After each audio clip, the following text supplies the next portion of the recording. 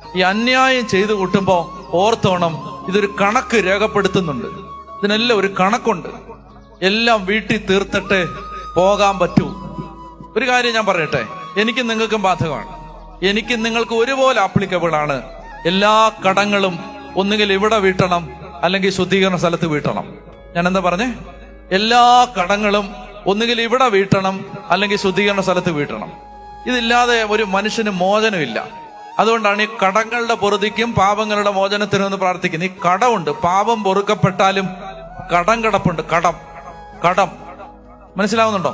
അപ്പൊ അതുകൊണ്ട് ഈ ജീവിതത്തിൽ അന്യായങ്ങൾ ചെയ്തു കൂട്ടുമ്പോ, ഒത്തിരി മനുഷ്യരുടെ കണ്ണുനീര് വീഴ്ത്തുമ്പോ, ഒരുപാട് പേര് നമ്മളെ ശപിച്ചും പ്രാഗി ഇറങ്ങിപ്പോകുമ്പോ, ഒത്തിരി പേരെ ഈ ധാർഷ്ട്യവും ധിക്കാരവും കൊണ്ട് പീഡിപ്പിക്കുമ്പോ, വേലക്കാരന് കൂലി കൊടുക്കാതിരിക്കുമ്പോ, ന്യായമായ കൂലി പ്രതിഫലം മനുഷ്യന് കൊടുക്കാതെ പീഡിപ്പിക്കുന്ന സമയത്ത്, അന്യായ കൊള്ളപ്പലിശ ഉണ്ടാക്കുന്ന സമയത്ത് ഓർത്തോണം, ഇതിനൊക്കെ ഒരു കണക്കുണ്ട്. ഇതെല്ലാവർക്കും ബാധകമാണ്. മനസ്സിലായോ? മറ്റുള്ളവനെ പീഡിപ്പിക്കുമ്പോ, അന്യായ കൊള്ള നടത്തുമ്പോ, കൊള്ള നടത്തുമ്പോ ഇതിനൊക്കെ ഒരു കണക്കുണ്ടെന്ന് ഓർത്തോണം.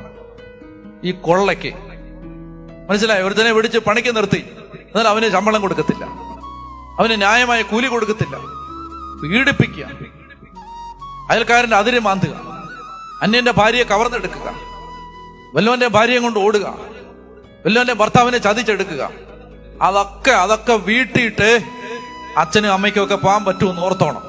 ഇതൊക്കെ വീട്ടിയിട്ടേ പോകാൻ പറ്റും.